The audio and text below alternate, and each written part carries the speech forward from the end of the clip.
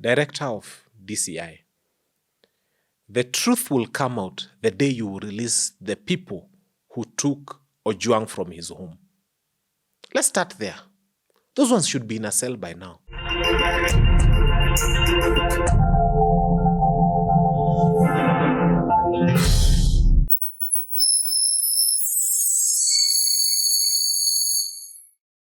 Hey there and welcome to Fanya Mambo Africa. It's not a very exciting episode today, and of course this has been on for the last, say, a week plus now, and of course this is because of the murder of Albert Ojwang in a police cell. And despite all the things that have happened, we are now as Kenyans confused or angry by the way statements are being thrown right, left and center. Fanya Mambo is here with us. How are you? A very good day to all of us. Sad as it is, it's still a good day that we are alive, we are healthy. God has chosen us to be around here, so it's still a good day. And I am grateful for the honor to come here. I always say we are 53 million of us. So when I have this unique honor of being at this big media outfit, Alfa House, I am grateful, very, very grateful. Fantastic. We'll go straight into it because at this point it's becoming hard even to, do all the niceties that we really want to do. And I will start it off with the latest development on the Albert Ojwang murder. And this is to do with the Bagathi CCTV footage, which contradicts whatever was given as witness by DCI and the IG regarding who killed him. Allow me to start by saying siku za mwizi ni 40. God is extremely faithful. For the first time, he has presented police with a body of a human being that they have killed, and then presented them with no opportunity to lie to us. They have killed so many, they have maimed so many have disappeared in their hands, but somehow they managed to lie to Kenyans. They managed to hide their way out of it. This is the first one where they are being caught with food on the sides of the mouth and they were eating, and there's nothing they can do about it. And why I say God is faithful before I come to your exact question is, you see, William Ruto had managed to make some gains in Homa Bay. Look at it from that angle. But the gods have decided that William Ruto will not be president of Kenya again, ever, after 2027. So he goes to Homa Bay and people camp in a stadium waiting for him the whole night. And he appears to make some significant political gains. But who are the heavens? The heavens decide that this cannot continue. Less than 10 days later, God makes sure that his own people go to the same county and abduct a child from that county and carry him 400 kilometers away and torture him and kill him, so that whatever favor William Ruto had earned in Homa Bay may die immediately. It will not last a week or two. And for sure, it was less than 10 days after he left that place. Now, that is telling you something about his presidency. So all the gains he made in Homa Bay were ruined. And the picture will become clearer to the people of Homa Bay when that body is ferried from Nairobi for burial in Homa Bay. Itapitia huko. Kwa wale walikuwa naambia William Ruto ni two-term. And they will look at the lifeless body of their son who had committed no crime other than speak the truth. And they will say to hell with William Ruto. So we are happy that whatever gains he makes, he himself destroys the very same gains. And this is a very good indicator that his administration will come to an end. But coming to your question immediately, lying under oath under the penal code is a criminal offense. It actually would attract up to 7 years in prison. The head of DCI comes and tells us that at around 1:30 he was in a police cell. But we end up realizing that at around 1:35, he was already dead, and he had stayed like about 24 minutes in the police parking. So basically, there's no coherence. DCI has been lying to us all along. What is annoying Kenyans the most is that none of the people who arrested him in Homa Bay has been presented. None of them. Why is it so important for the state to protect these ones? Because the only thing William Ruto has left now is violence, to meet violence on citizens. And he will do anything to protect the squads that help him to meet violence on citizens. So that is why he's ready to sacrifice. And you can sacrifice an OCS. You'll promote a junior officer tomorrow. You can sacrifice any person within Central Police Station. But he cannot afford to sacrifice his killer squad. That is why the names of... Because when you are investigating a crime, tell me, that vehicle that carried him is a crime scene. He has not been arrested. We have not seen that vehicle detained. We have not seen, them trying to lift. Nothing. The people who brought him to Central Police Station, none of them, they are not even letting us know their names or their faces. And this is because they want to protect that squad for continued use. So when he was making an apology, he was lying. Because if the president was not lying about his apology, one of the first things he should have done by now is to say, I want the names of those people who arrested this young person, and I want them paraded, and I want them taken before police. Why is investigations not happening on those people before we even get to DIG Langat? So they lied under oath, they have a body on them, they have blood in their mouth, and they are not able to lie to us anymore. Why do you think the IG, Kanja, and the DCI boss, who even said he'd not lie to his God, that's on the day they took oath, to please man, yet the statement he gives about the timing, 135 versus 139, are differing. And if Bagathi Hospital didn't release that footage, then we would all be going with that statement. I mean, the offices they hold... Director of DCI, the truth will come out the day you release the people who took Ojwang from his home. Let's start there. Those ones should be in a cell by now. Common sense. You try one day and get a vehicle that carried somebody from one place to the other. Investigation has to begin from Homa Bay. And the DCI boss knows that. So anything else you tell Kenyans is utter nonsense. We don't want to hear. Until the people who arrested him are presented also as suspects before court. It cannot be any other way. It cannot be that the people who received him are guilty, but the people who collected him are not guilty. And when you look at this evidence, IPOA has a different stake, IG has a different take. When all these things are not matching, what are they trying to tell us? And why is that? In fact, it's even worse for IPOA because that's the body we trust with investigations independently. IPOA is wasting our time. Who ordered for the arrest of Albert? It's the DIG. And it is clear. In fact, the police IG himself, Kanja, told us that the person who complained against Albert was his own DIG. He must step aside. There is no two ways about it. It is impossible for investigations to continue when he's still holding public office. All these demonstrations and people on the streets are saying one thing: Langat must step aside. But in addition to his stepping aside, the 5 or 4 or 6 or 10 or whatever number of people that picked him up from home must also step aside. Then investigations can continue. And we want their names made public. Why do you think Lagat doesn't want to resign? And if he chooses not to, then why is the president silent about it? Because I believe the president has the powers too. President William Ruto, I want to address you directly as a Kenyan. I hold the highest office in this country. And the highest office in this country is the office of a citizen. A citizen can even ask why the sky is blue and not green and not purple. We hold the highest office in this country. And it is the most prestigious office, the office of a citizen.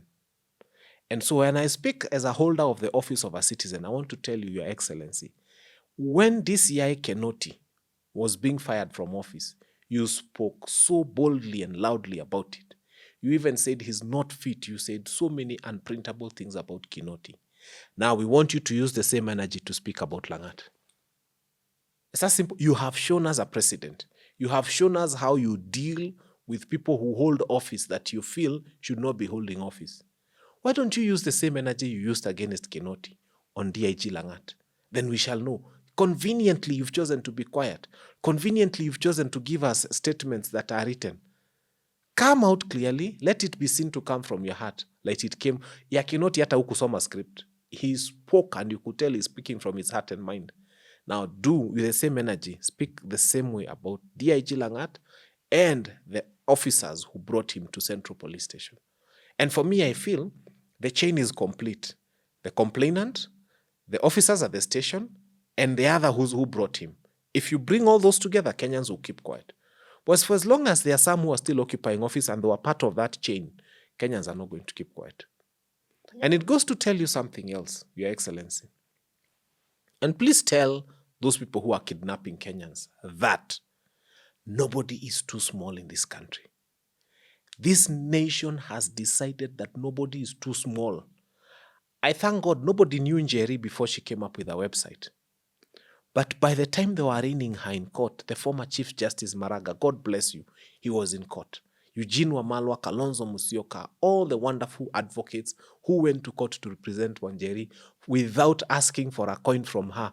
God bless each of you. Do you know what they have done? They have shown this nation that anybody who rises up to fight for us is not small, and that we are leaving no soldier behind. And this fight is being fought online, it's being fought in court, it's being fought on the streets, it's being fought everywhere. And so, and when they were getting Albert, they thought, his father is a miner, alikuwa anafanya kazi ya mikono, this guy is a teacher, he's from a humble background in Homa Bay. Those are the people we are fighting for. So if you are there as a police person lying to yourself that, aka hakana watu kana, hakuna Mkenya hana mtu, hata mkishika mtu wa mkokoteni, we will come out strong. And what's the beauty of it? Not only did we see big people who have held high positions fighting for those who are fighting for Kenyans. I want to celebrate one boda guy alikuwa ameshika helmet in a video that really trended. And he spoke his heart out. And the only thing he had was his TikTok page. And it went out. And we saw that Njeri and Albert and all the others are not just being defended by people who've held senior positions in this country. They are also being defended by their fellow hoipolois who have got nothing. I mean, that man he rides a boda. He's not a wealthy person, but he has come out to fight. So nobody is weak in this link. We will all fight for everybody who is fighting to remove a bad administration. And for me, the other thing that puzzles me is this is a case that is involving the high and mighty in terms of the security status in this country. And this is one of the cases we know because it's touched the senior most in the security apparatus. So when you look at that and then think backwards in terms of other cadres of forces and the people who've gone through hurt in the hands of these police officers in between here, not the highest, what kind of radical change do we need to fix the police force? I have always said our police force has been the police force we've had throughout. Actually, it's a police service. At this rate, I'm not even sure it's a service. No, they have been good. I have told Kenyans, and I will say it maybe one more time, you can compare this to an institution where we have tried changing every other person, the teachers, the cooks, the watchmen. The only thing we haven't changed is the school principal. And when you talk about changing the police, it's like having a school and you're saying you want to change the guards. We've changed the guards in the school for so long. The head of the guards, the head of security, we've changed them for a very long time. We've changed teachers. We've swapped them subjects. That's the ministers. We've changed a lot of things. The only thing Kenya hasn't done is they haven't changed the school principal. We must remove President William Ruto from office through the ballot. We must. That's the only thing that will change Kenya. Because if there comes a president who tells the police, respect human rights, do not do this to Kenyans. Imagine that's what they will do. Our police are simply following orders. Because this administration has shown that it is okay to kill more than 200 young people in maandamano. Some disappeared, we don't know where they are, and life has to go on. This administration is okay with that. There are presidents who, if they were elected today and one Kenyan died out of police brutality, they would be so thoroughly sorry. There are people who don't want blood.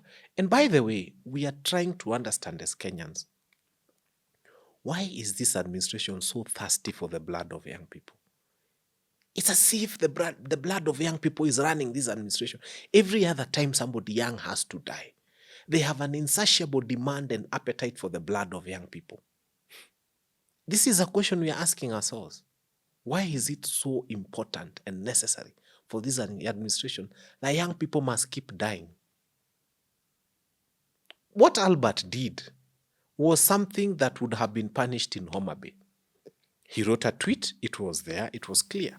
And it's actually not traceable to date. Let's imagine it was there. Let's imagine they took him to a court in Homa Bay. And let's imagine they even found him guilty. Albert would be in jail. It is okay. The parents can go and give him ugali in jail. They can go see him. The wife and the child will know that he's in jail. So killing Albert, and by the way, those who are killing Albert have got so much blood on their hands. They can't explain where 200 people are. Is there any person in this country who has committed a crime more grave than the crimes that UDA has committed against the citizens of Kenya? If surely the treatment for someone who does wrong is to be murdered, then let us give that treatment to the leaders within UDA and murder all of them. Do you think that is the right way to go? If Kenya today was to decide, kama mtu akiandika a tweet that doesn't please government, the treatment is to kill them in a police cell. What about a policeman who aims a gun at a young person and shoots their brains? What should we do as Kenyans? Should we also take the law in our hands and kill such a policeman? Should we also take the law in our hands and kill politicians who do such things? We will not have a state. And that's why we are saying that Albert's death has got to be the last one. And when you see people on the streets, it's not because Albert has died. It's because Albert is a representation of so many other young people who have been killed in such horrific ways. And the more they try to silence us, the louder we become. That is what is perplexing this administration. Tunawaua na bado wanakuja streets. We maim them, yes. They send goons, we still go to those streets. And we still speak behind these cameras. Well, the other thing that was very sad is to understand that conveniently the Central Police Station CCTV at that moment was not working, I think from around 7 till late. Why then do we spend so much resources, tax money, because that's our tax, install CCTV, but because we want to commit a crime, we remove that? I watched on the news yesterday, they're saying they've been able to recover a substantial amount of footage. The truth is this: whether you switch off CCTV or you do anything that you want, you might even get your way in the courts of justice. But in the courts of public opinion, you are guilty. In the courts of public opinion, you have killed. In the courts of public opinion, you are dead people walking. Kenyans have made a ruling about you. They don't like you. They will never like you. They will never respect you. They do not want you to occupy their offices. They don't want you to be paid on their tax money. And that's what matters. For me now at this point, it's the lack of trust with the police or the security forces. Because you see now, Kenyans at this point are rather have lost trust in most of the police. So now what next? I'd like to tell Kenyans, you see, before we even go to the issue of trust, there is the issue of tribalism. I have seen some young people falling into the trap of politicians again and trying to say, kuna polisi wa Kalenjin, kuna polisi wa Kikuyu, kuna polisi wa Jalu. And young people are putting a lot of such rubbish online. Let me call you to order, my fellow millennials and Gen Zs, because you know I speak to you and you know I mean well for all of us. There are only 2 tribes within the police force. The horrible cops, completely, totally horrible human beings. And we have the good cops. I have been assisted by good cops, and they were not necessarily from my tribe Kikuyu, because I am Kikuyu. I have also seen atrocious cops from my community. All I'm trying to tell Kenyans, don't be divided to start thinking that so-and-so is acting in a particular way because he's from a certain community. There are only 2 tribes within the police force: the good cops and the terrible, horrible cops. And by the way, the good cops are very many. Very many. Actually, if you take 10 policemen, only 2 are rotten. You'll be surprised. Even when you have conversations, even when you meet traffic officers, 1 or 2 if you meet a bad one. But the bulk of the time, there are 8 out of 10 chances that you will meet good cops.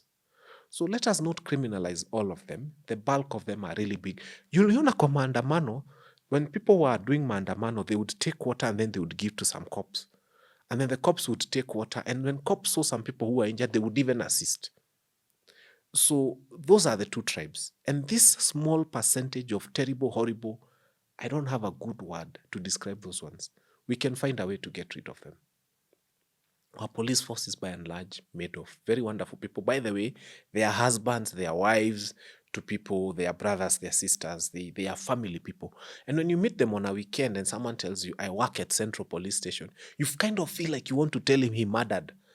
But when you see how they relate with their family and other people, and when you take time to think about them, the bulk of our policemen are good people.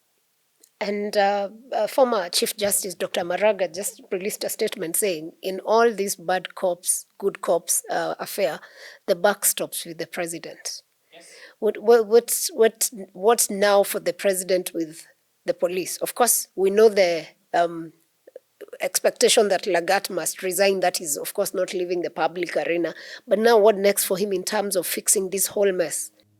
It's simple. As I think I said it earlier, the president needs to come out and speak specifically. Stop giving us generalized statements that have been typed in State House. We don't want them. We'll just tear them. What we want is you taking responsibility as the person that Kenyans voted for and made president, and coming and saying, my position is this. What is so hard in producing the DCI officers? What is so hard in producing Langat? What is so hard in telling them to step aside? He doesn't have to fire them, but he can tell DIG Kanja, tell your people to step aside. Completely from the police stations, and don't go 200 meters within the vicinity of a police station. Just stay at home and do nothing. Give time for investigations to happen. But for as long as he's there, he's calling the shots, there'll be a lot of interference with evidence. The only evidence that they cannot interfere with is what is imprinted in the minds and hearts of Kenyans. Kenyans know who is culpable. Kenyans have decided who is culpable, and Kenyans will never forgive you. You know, when the whole conversation that's going on about IPOA and how irresponsible or they're also losing trust with the public they've become. I remember the days of IPOA chairman James Kavuludi. That guy worked, and even the police feared him. Then what changed in between? That now everyone looks at Isaac Hassan as part of the system. When ideally the IPOA was supposed to bring a change in the police force. As I told you, we are just changing the wrong things. The biggest problem we have is our president, and Kenyans know. Because if he means well, wellness will flow in every institution of this country. But he does not mean well. We can't even tell who is IPOA taking instructions from. Because if IPOA was taking instructions from Kenyans, we would be seeing a different set of conversations. But IPOA appears to be taking instructions from elsewhere. And you know, the latest also development is that 3 civilians who were in cell with Albert were used to beat him. Isn't it strange that the first statement that was released by the police was that he hit his head? Now we have 3 people who are in cell with him who are used to beat him by the police. He hit his head on the hands of 3 civilians who were in a police cell, and the police have just discovered that those 3 were in a police cell with him. Nonsense. Utter big nonsense. They think we are foolish, we are stupid, we are daft, we are so silly. Sisi ni wajinga tu, pumbafus. That's what Kenyans are. You can't treat us to that kind of nonsense. When you come and tell us now there are 3 civilians who beat him up, whose responsibility is it to protect the people who are in a cell? And why are they talking about it now, after they've done telling us he was banging? After the whole post-mortem report has come out, now they're telling us the 3 civilians beat him up in a cell. It's nonsense. It's first-degree nonsense. And I'm hoping that those 3 young people are not going to lie on oath, because I see they were held in different police stations across the place, and then they were being brought. But I am hoping, and I wish to advise them, as someone who understands a little bit of the law, that please don't try to take an oath and lie before court.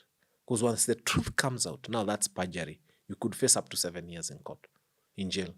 Now that from the evidence that's coming out, there seems to be lies that were done on oath.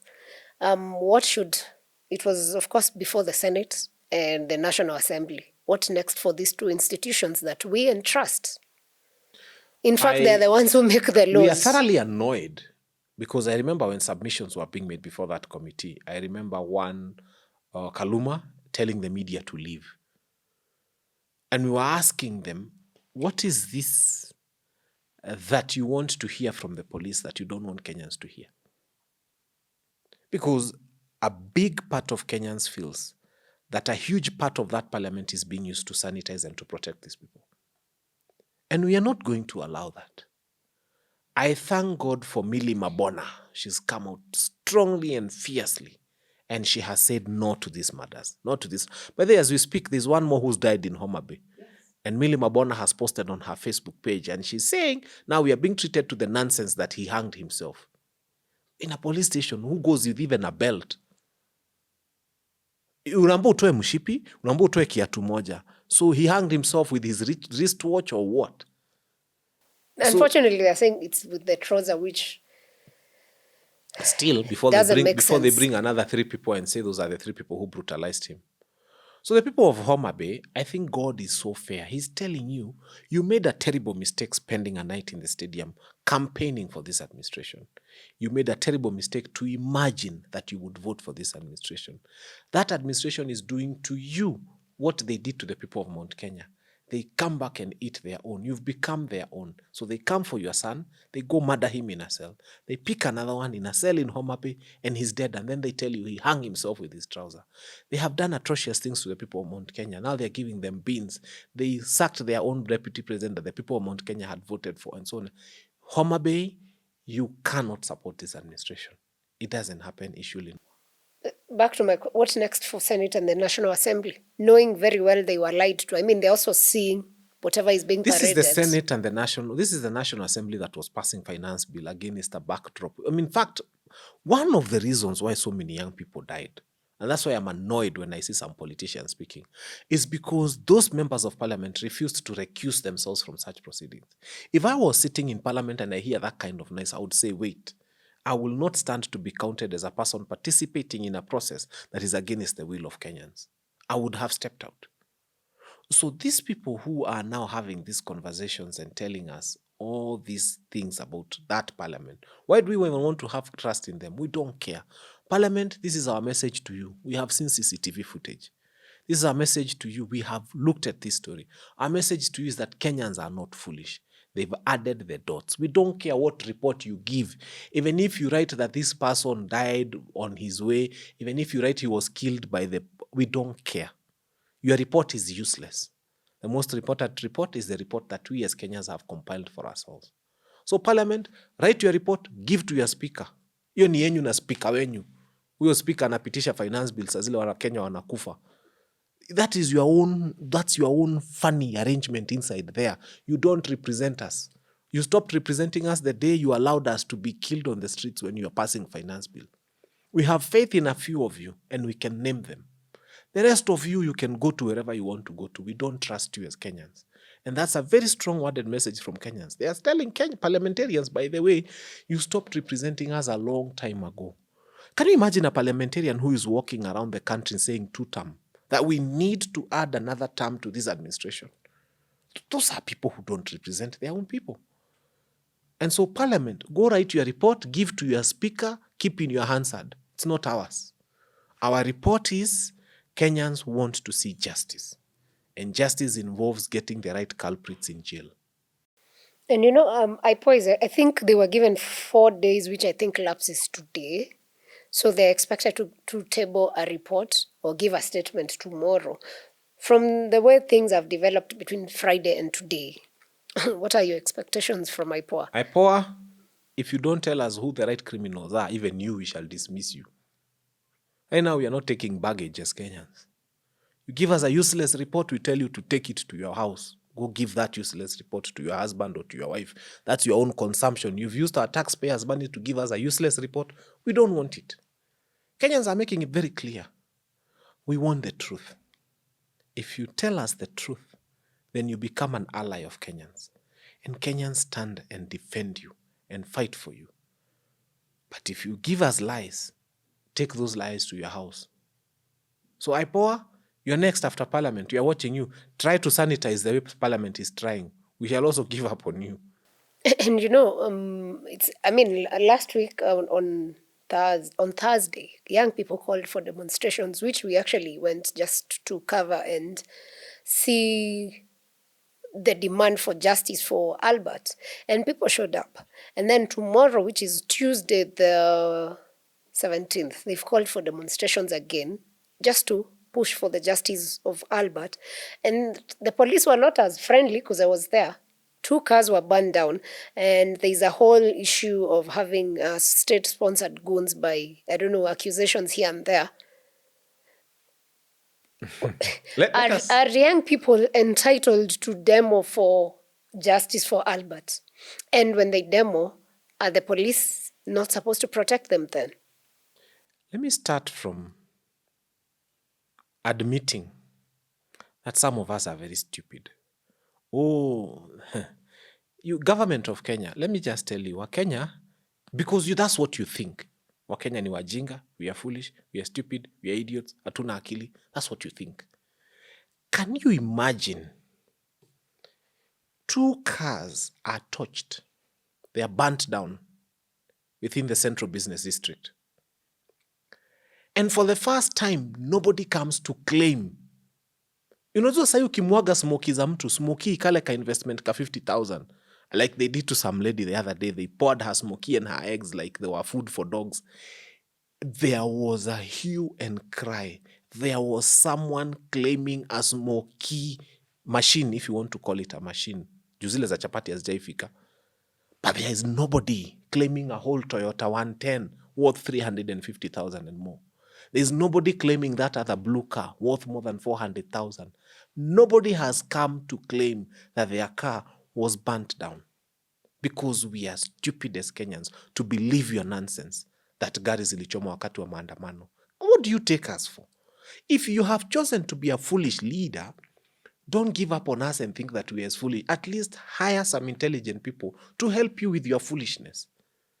Kenyans are not stupid. They went online, they did a search on NTSA. And it was amazing. Moja hapo ni gari ndogo na number plate yake inasoma ilikuwa ya lori.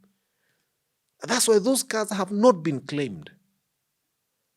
And they are thinking Kenyans are foolish.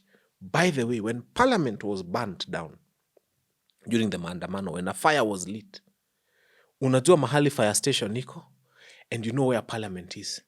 They were there in good time. Oh, to put out the fire. Nyumba ya waheshimiwa wao imechomwa. But from fire station to, what do you call it? Kenya Cinema. Oh, it's far away. Ni mbali sana.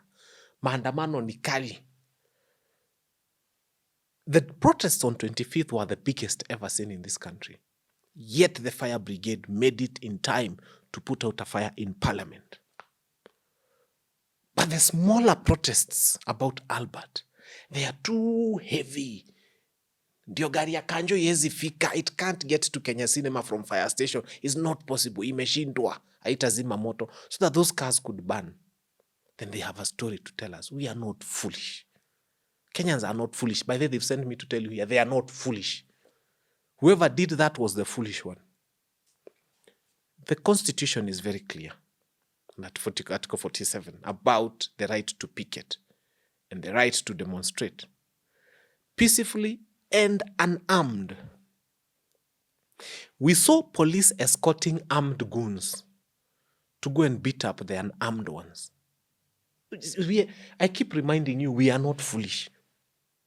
And this is for the first time because I have too many cases in court and I want to file another one, compelling the IG of police to make sure that anybody who is seen carrying a weapon during maandamano is arrested first. That's the only way we are going to deal with goons. And once they are arrested, we want to know who sent them, so that whoever sent them is also arrested. We are not going to take this nonsense lying down as Kenyans. Munakuja munatutumia takataka zenyu to come and beat up innocent young people who are demonstrating for their own rights. We're not going to allow that.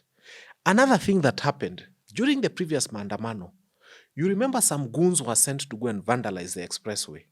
Wakabomoa flower pots under the protection of the police, conveniently.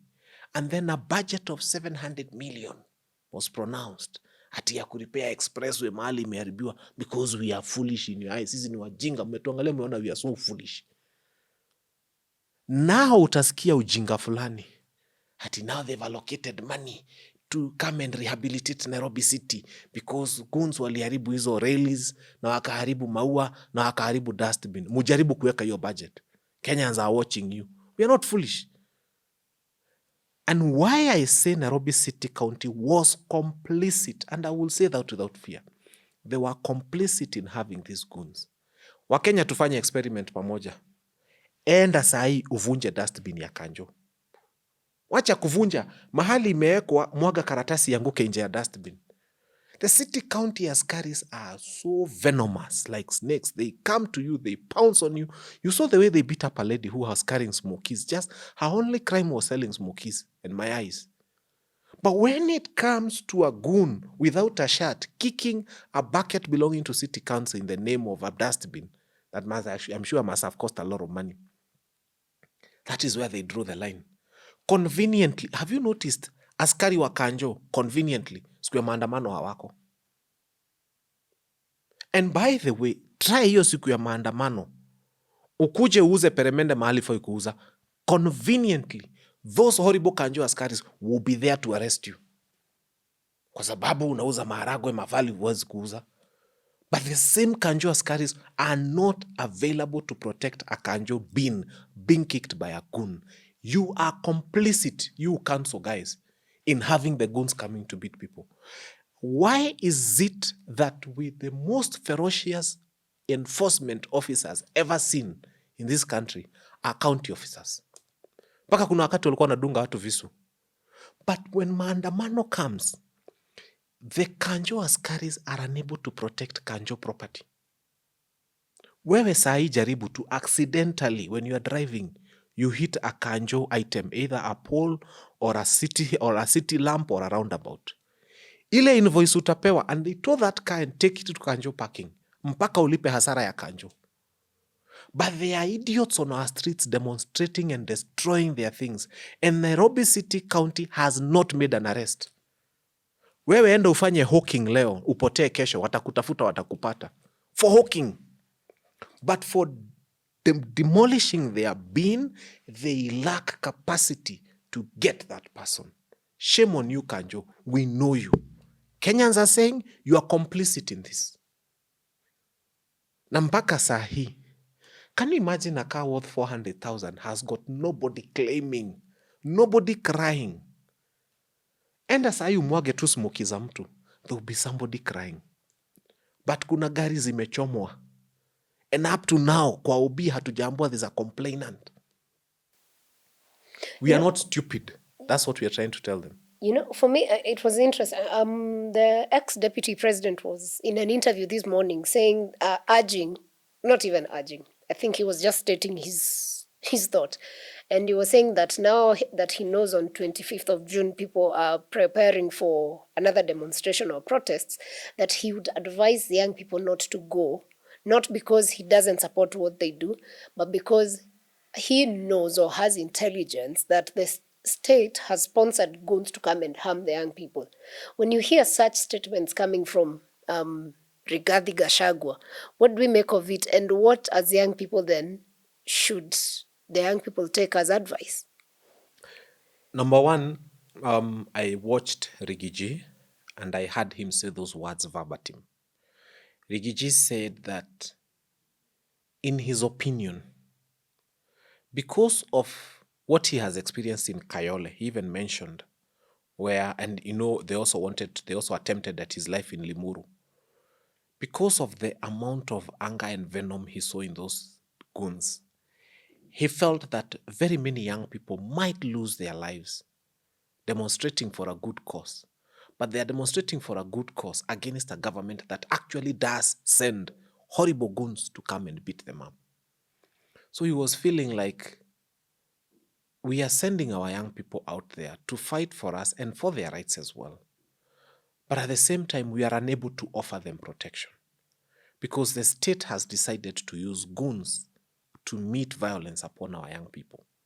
And every time you go to Central Police Station, conveniently again, the police are only able to arrest the Gen Zs who come with flags and water.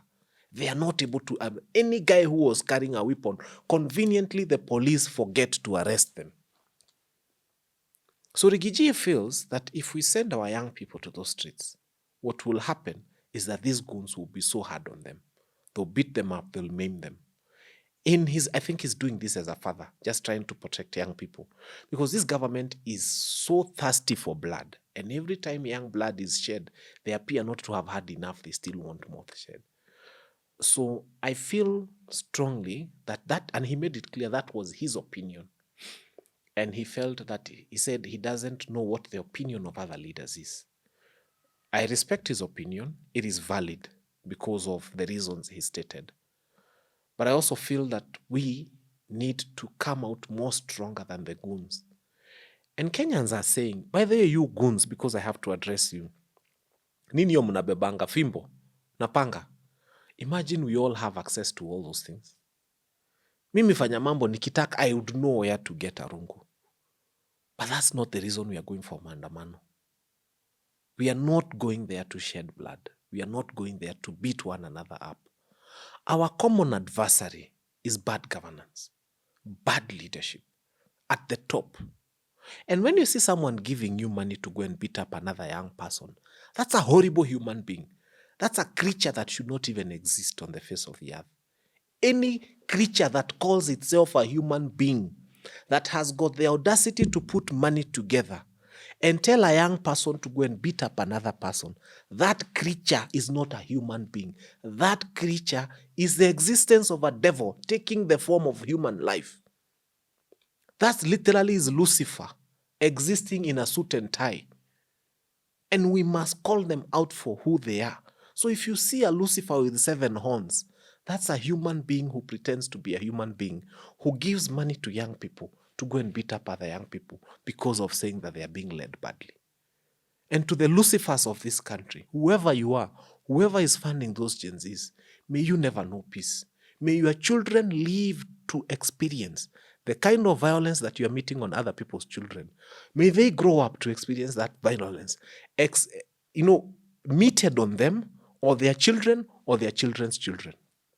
Because even if I hated people how, I would never spend a coin paying someone to go and beat up another one. Wewe na shetani, same WhatsApp group. And I hope they heard you right and clear, because it's very unfortunate. Tomorrow, of course, we expect that there would be some demonstrations, because the young people are now, they're not to be stopped by anything at this point. What would be your message? Or even 25th?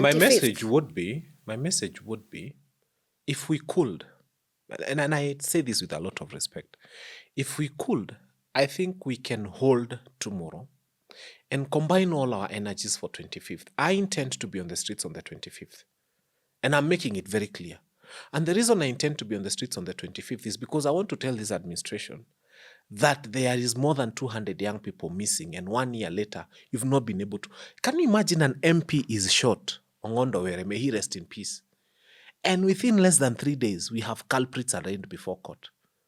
But over 200, that's a genocide. Over 200 people are killed. It's a massacre. Others disappear. And up to now, we have no answer. That is why I intend to be on the streets on the 25th. And I feel if as young people, we can all arrange ourselves and say, let's not do it now. Let's all, because I've seen even Chief Justice Maraga, former Chief Justice, has said he'll be joining us on the 25th on the streets. Many opposition leaders want to join us on the streets on the 25th. I think for you, government, all you need to do is provide us with security, not goons. Again, I tell you, don't send us goons, because we have no intentions of spoiling anything. So if young people would do that, it would be good. But again, I don't want to stop them. If they feel that they want to go to the streets tomorrow, who am I? I mean, it's their democratic right. Peacefully and unarmed. Just go out there and make your voice heard. Yeah. And I hope with that we are able to, this will contribute towards the finding justice for Albert and the many others that have died or suffered under the police watch. And hopefully the bad cops will transform to be good cops somehow. I don't know how soon that can be, but that's really a prayer I have. Now, switching on to some politics. The president has given out a statement saying that he will not hand over power to people who have no plan, people whose agenda is just Ruto must go, and people who cannot probably lead a nation. And this has caused a lot of conversations and questions and concerns. What do you make of it? There is a bill, there is a law in this country. Oh, it's deliberately worded, the Assumption of Office Act. It is not the Handing Over of Office Act. The writers of our law knew that the giver of the sword does not matter. Oh, I think I need to repeat that. The giver of the sword does not matter. What matters is the recipient of it. And that's why it's not the handing over of power bill. No, it is the assumption of office, that we will assume office once we constitute this new government in 2027, whether they like it or not. And by the way, we are not so keen on receiving the sword because we are forming the next government, we who are in opposition. We are only keen on receiving the constitution, which we already have, because we intend to govern more by the constitution than the sword. When William Ruto was sworn in, he was given the sword and the constitution. The acts of his administration for the last few years have shown us that he uses the sword more than the constitution. And that's why for him it is so important that he keeps the sword. By the way, we can give him. Oh, we can. The only thing that we need to know, it is the constitution that gives the sword. It is not the sword that gives the constitution. So we are assuming office. Oh, we are assuming office. Whether you hand over or not, we are assuming office. And the reason the people in the opposition will assume office is because the Constitution created the Assumption of Office Act. It never created the handing over of power act. It would have been clear. They would have said that it is so important. The person handing over atakuja kupeana sword. Hatutaki kupewa. It's been provided for. So just prepare yourself to know that there are many before you who have followed the Constitution. And even now, we will make you follow the Constitution. But before we do, we will defeat you at the ballot. We're just showing you that we are so magnanimous. We don't want anarchy. We don't want bloodshed. We only want to kill. And we have the most lethal weapon at our disposal. And that weapon is the ballot. Some of you are thinking we have goons, we have money. We don't. We're not even going to mobilize. But we are going to mobilize the psyche and the morale and the hearts and the minds of Kenyans to queue and vote you out. And then after we voted you out, we'll tell you the Constitution speaks about assumption, not handing over. So we shall assume office.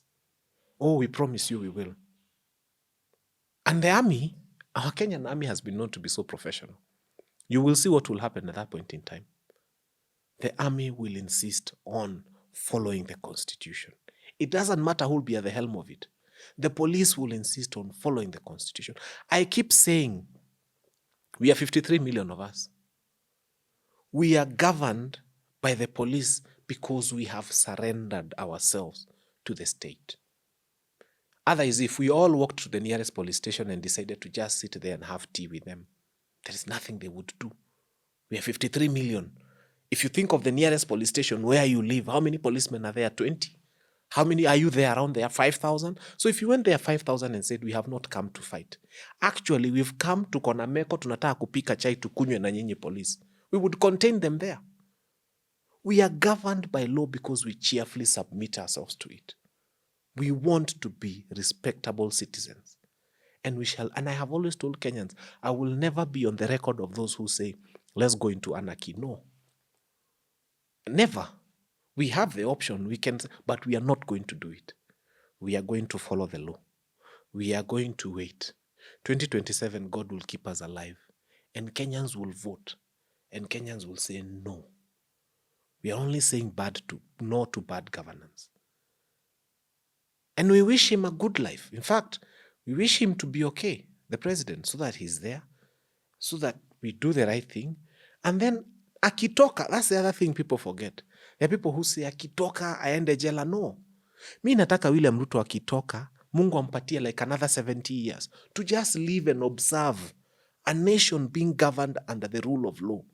To live and observe people not abducting others, not killing others, not using the sword but using the constitution. To live and see that leadership can have friendship with people. We pray that after he finishes his term, mi hata sitaki aende jela, mi nataka akae miaka 70, aone Kenya ikiongozwa kwa amani. That's the only punishment we can give William Ruto. Hatutaki aone mabaya. Amalize, Mungu ampatie 70 years after what he has, to live and see successful handover of powers. Watu wanakuja wenye hawana agenda, President mwenye amemaliza anasema, no, it's okay. This is what Kenyans want. And we want him to see a few successions. That's what happened to Moi. God was so fair. You know, people think God made mistakes to let Moi live long. No. God wanted him to see that power can be handed over. Like that. That people can be governed the way Mwai Kibaki governed us, without killing them, without beating them. People called Mwai all sorts of things. He called them pubavus. He called them binadamu ya mavi ya kuku. That was Emilio Mwai Kibaki. May he rest in peace. But Moi lived to see 20 years. 10 of Kibaki and another 10 of Uhuru. Almost towards the end of Uhuru's reign, he died. That's what we want for William Ruto. May you live long to see presidents who govern people without killing them. Okay. Again, Regadi Gachagua, I think yesterday in some church, and even touched on it during the interview earlier, spoke about a killer squad of 101. Very specific on the number. I'm very curious. He's privy to a lot more information than myself because he was in government at a very senior position. So he obviously has got privity of information that I do not have privity to. All I know is that Kenyans know that those abduction schools exist. How we know is because they've been abducting people and we've been seeing them. You know, short videos here and there. Huyu anashikwa kwa shop, huyu anashikwa kwa barabara. Those people are there. How many they are, I can't authenticate the number. I have never had privity to such serious information. What does that mean for the nation? That the end of bad governance hasn't come yet until we disband all those bad, terrible schools. Okay. And I don't know whether to what you make of his statement about having a missed call from the president, and he's saying he's trying to woo all these opposition leaders to join the government. And he said that he's not willing to join and he didn't even bother to call back. I wish he picked. Is it politics? Is it? I wish he picked. If I were him, I would pick. If I was Rigiji, I would pick. I'll tell the president, unaona vile nimekudunga unaona vile nimeshikanisha opposition ninakutoa. I think it should come from Rigiji to the president. If he had called me and I was Rigiji, I would have picked. And I would have told Ruto, look here, we started off where we started off. We've been through what we've been through. And now this is what I am doing. And I am happy to do what I am doing. I think it is good for it to come from him. So for me, Waswahili husema mja hakatai wito, ukatai tiwalo. So you call me, I'll pick. But what you want me to do, I may not do. But I will tell you that this I cannot do. So I wouldn't fault him. Everybody has his style. But style ya Fanya Mambo ni hiyo. Tunamaliza hii maneno hapo. Tuna deal. Nakwambia boss. Ilikuwa. Namwambia yes, yuko na deputy mwingine. Yeah, now me, I'm the people's deputy president.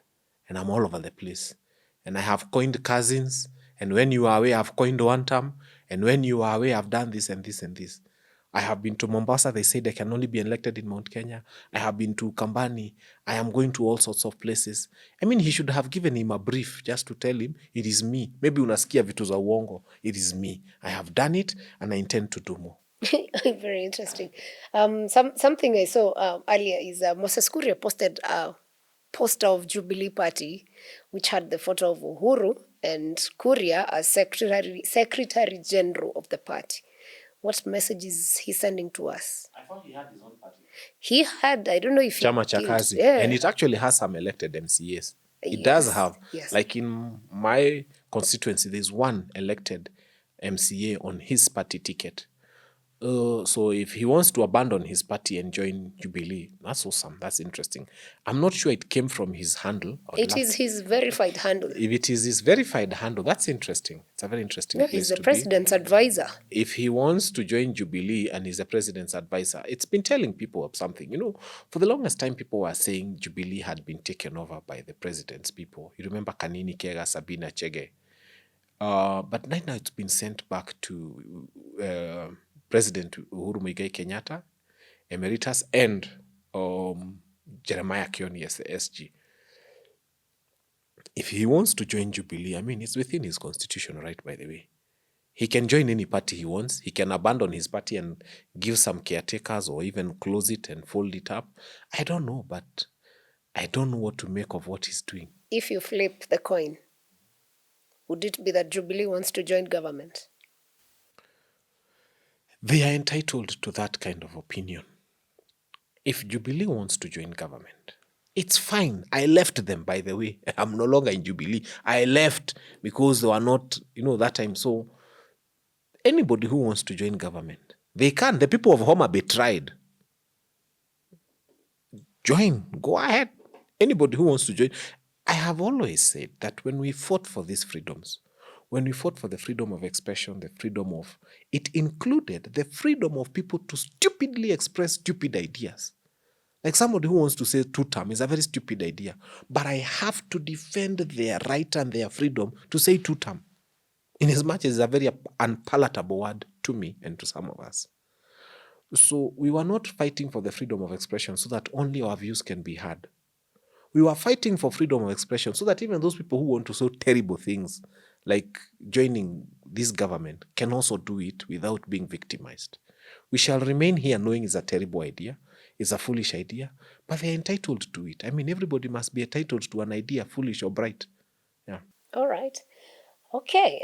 Something that was made headlines over the weekend was the Deputy President, Kithure Kindiki, saying that he respects Kalonzo Musyoka, the Wiper Party leader, and cannot do he cannot comment on things that he has said to him, bad things he has said about him. So because he respects him. But on the other hand, we have seen him taking on former Deputy President Regadi. So from where you see it, does that mean that he has no respect for Regadi and that he respects Kalonzo? And is this a way of trying to woo Kalonzo to government?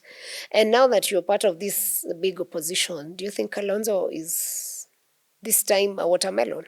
First and foremost, it's scripted. You see, I like Kindiki because he follows the script. He asks, how do I deal with this particular issue? It is true the government has been reaching out to very many people. And it is true that they have reached out to Regadi, they've reached out to Kalonzo, they've reached out to all of them. Reaching out is not an issue. How these people respond to it is the issue. I am happy that Kalonzo Musyoka has come out verbatim and said he's not interested. I think the idea was never to disparage him just in case you work with him. Remember Joho. Mimi, nimtakie nini William Ruto? Feluthi, Balathuli. He said all sorts of things. Muongo wa kawaida. He said all sorts of things. And now he's in this administration.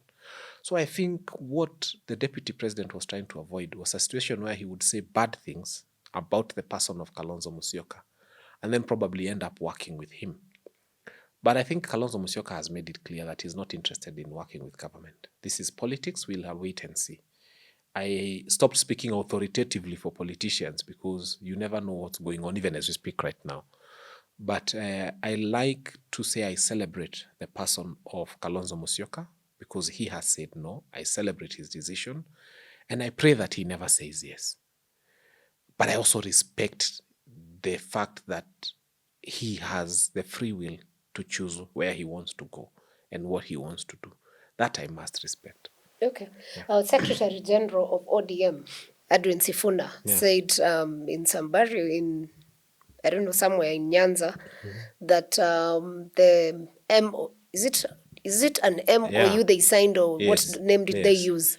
That MOU, that 10-point agenda. Yes, does not stand now that young people are still being killed.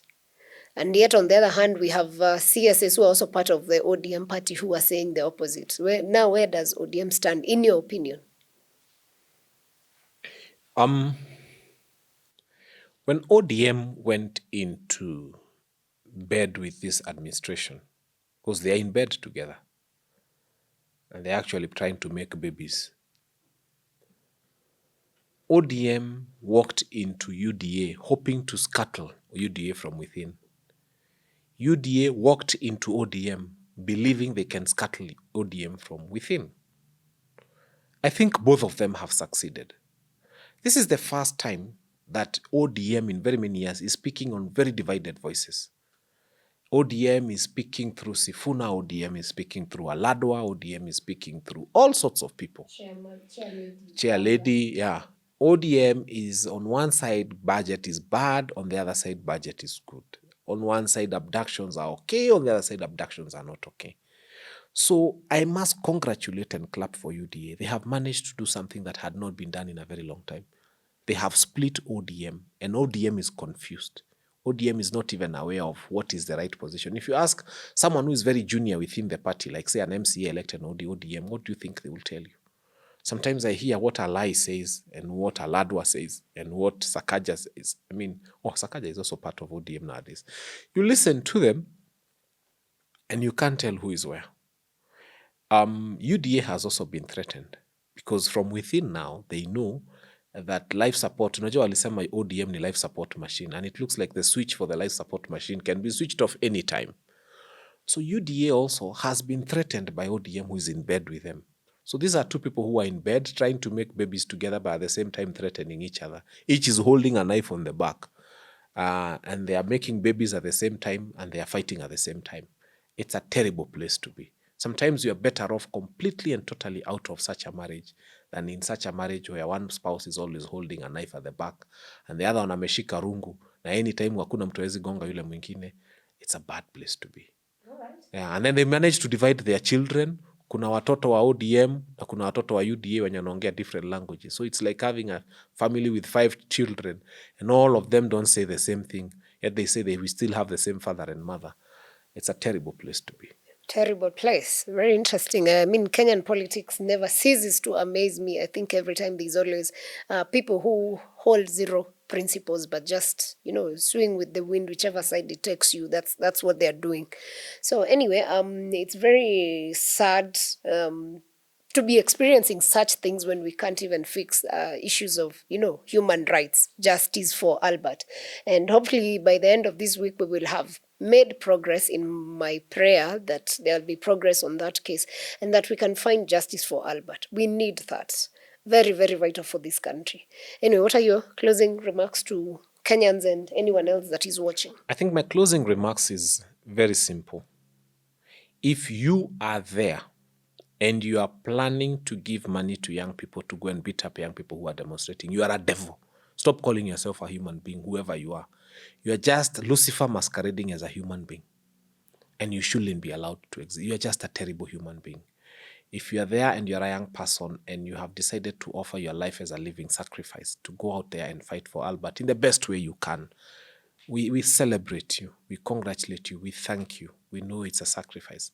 We are all not able to do the same things. I have not been very good on the streets, but I have been good behind microphones, and I have been able to show the position that we should take. There'll be someone else who may not be on the streets, but they are there. They go to Central Police. They help with processing bills and releasing you people. There are others who come before court and represent you before court. There are others who, pray for you. They are prayer warriors. They just sit and intercede for you so that God is with you during maandamano, during the cells period, and so on and so forth. And there are people who just come, like one woman I must celebrate during maandamano, who gave everything she had, because ni kaduka kadogo na alitoa maji kreti ine. I have never forgotten. And she came to give to demonstrators. So do not belittle anybody who is fighting this fight and say you didn't come to the streets, so you are useless. He probably didn't come to the streets, but he was at Central Police Station and he processed bail for you. He probably didn't come to the streets, but when you went to court, there was a lawyer, and I must celebrate the Law Society of Kenya. Faith Odhiambo, my former classmate at Catholic University, hats off. You have done exceedingly well as the president of the Law Society, and we celebrate you. And many other lawyers who have come out to help you guys at LSK in your entirety. You've come up with a number. They've come up with a list of telephone numbers, and they've been shared online. And they've told people, call these numbers in case of these kind of things happening to you. So there is a huge number of good people who have decided to help in this fight in more ways than one. Please, wherever you are, do not come and fight someone you didn't see on the streets. And I'm speaking for very many others who may not come. They probably have something they are doing that you may not know. Some of them are even the ones who release information to people about underhand deals and many other things that are going wrong. Let us celebrate everybody who has been involved in this fight in one way or another. I mean, remember Njeri. Njeri was not known to be on the streets, but she came up with a powerful website that really scared people. That is a meaningful contribution.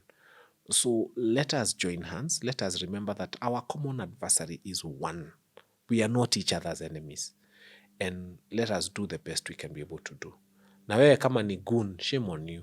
Drop that thing and say, my nation is more important than my stomach. And just say no to being misused. Just say no for once. You won't die. After all, hii pesa anakupeanga only saa zile kuna maandamano. All the other days, you don't live on their money. And somehow you've been alive. So say no to it. If some of us were to accept some of the monies that are thrown at us, we would never stand for anything. Say no to that kind of money. Wow. Kenyans, don't give up on good governance. It is possible. Keep fighting for it. Keep playing your role in whatever way, in your small ways also. You know, this corruption thing does not start here. It starts here. So let's be good citizens. Let's stand up for what is right. And for sure, Kenya will be fixed by you and me and everyone else who plays their part. Thank you for watching this episode. We'll see you on the next one. And as always, let's push for justice for Albert Ojwang.